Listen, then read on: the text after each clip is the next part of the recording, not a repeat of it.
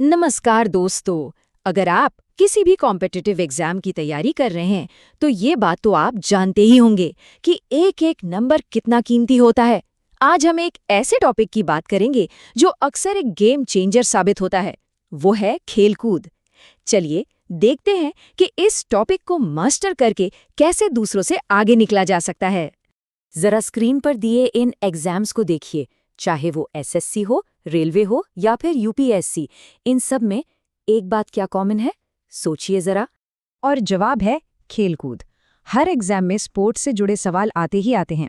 इसका सीधा सा मतलब है कि अगर इस टॉपिक पर आपकी पकड़ मजबूत है तो आप बड़े आसानी से कुछ जरूरी मार्क्स स्कोर कर सकते हैं जो आपकी रैंक तय कर सकते हैं। तो चलिए सबसे पहले यही समझते हैं कि स्पोर्ट्स की नॉलेज सिर्फ एक हॉबी नहीं, बल्कि एग्जाम में सक्सेस पाने के लिए एक स्मार्ट स्ट्रैटेजी कैसे है। इससे पहले कि हम फैक्ट्स और फिगर्स में जाएं, आइए एकदम बेसिक बात समझते हैं। आखिर ये खेल है क्या? जैसा कि आप देख सकते हैं, ये सिर्फ एक फिजिकल एक्टिविटी नहीं है। ये नियमों, कंपटीशन और सबसे ज़रूरी फिजिकल और मेंटल दोनों तरह के डेवलपमेंट का एक कॉम्बिनेशन है। और यहीं से हम खेल के असली मकसद तक पहुंचते हैं।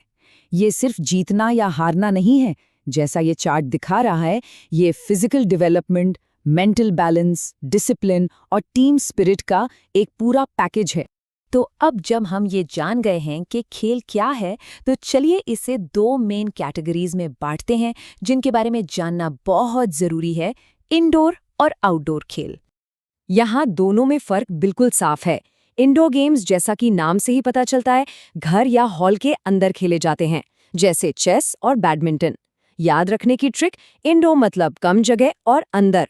दूसरी तरफ आउटडोर गेम्स खुले मैदान में होते हैं, जैसे क्रिकेट और फुटबॉल। और इसकी ट्रिक है, आउटडोर मतलब मैदान और ज्यादा खिलाड़ी। सिंपल। अब आते हैं उस सेक्शन पर जहां से एग्जाम्स में सीधे सीधे सवाल उठते हैं, खिलाड़ियों की संख्या, टीम्स और मशहूर ट्रॉफियां। ये सेक्शन बहुत इंपॉर्टेंट है। स्क्रीन पर इस नंबर को ध्यान से देखिए, 11। ये नंबर स्पोर्ट्स की दुनिया में इतना खास क्यों है?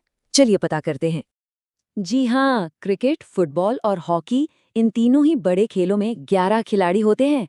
एग्जाम के लिए ये ट्रिक तो एकदम रट लीजिए।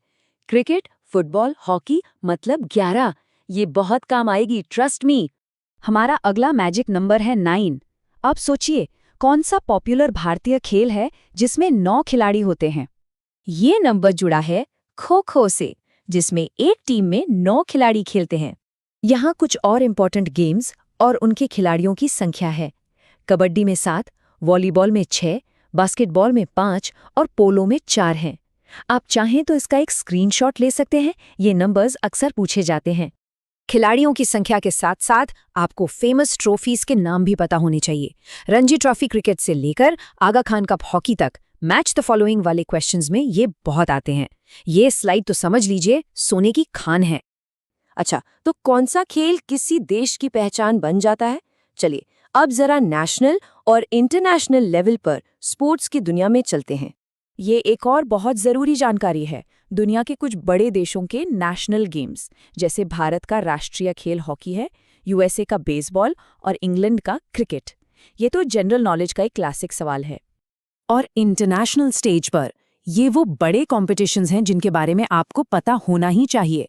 ओलंपिक तो सबसे बड़ा मंच है ही, और फीफा या आईसीसी वर्ल्ड कप जैसे इवेंट्स तो पूरी दुनिया को एक साथ ले आते हैं। भारत में स्पोर्ट्स अवार्ड्स का एक पूरा हायरार्की है, एक स्ट्रक्चर है। ये ध्यानचंद अवार्ड से शुरू होता है जो लाइफ टाइम अचीवमेंट के लिए है, फिर आता है कोच के लिए द्रोणाचार्य अवार्ड, बेहतरीन खिलाड़ियों के लिए अर्जुन अवार्ड और सबसे ऊपर सबसे बड़ा सम्मान मेजर ध्यानचंद खेल रत्न। ठीक है, तो अब तक हमने जो भी सीखा है उसे परखने का टाइम आ गया है। चलिए कुछ सैंपल क्वेश्चंस के साथ अपनी नॉलेज को टेस्ट करते हैं। तैयार हैं? पहला सवाल, भारत का राष्ट्रीय खेल क्या है? और अगर आपने हॉकी सोचा है तो आप बिल्कुल सही हैं। अगला सवाल, फुटबॉल की एक टीम में कितने खिलाड़ी होते हैं? याद है वो ट्रिक? जवाब है 11। तीसरा सवाल, अर्जुन अवार्ड किस फील्ड से जुड़ा हुआ है? ये तो काफी आसान है। सही जवाब है स्पोर्ट्स। और आखिरी सवाल, रणजी ट्रॉफी किस खेल से जुड़ी है? अगर आपको ट्रॉफी वाली स्लाइड याद है तो इसका जवाब है क्रिकेट।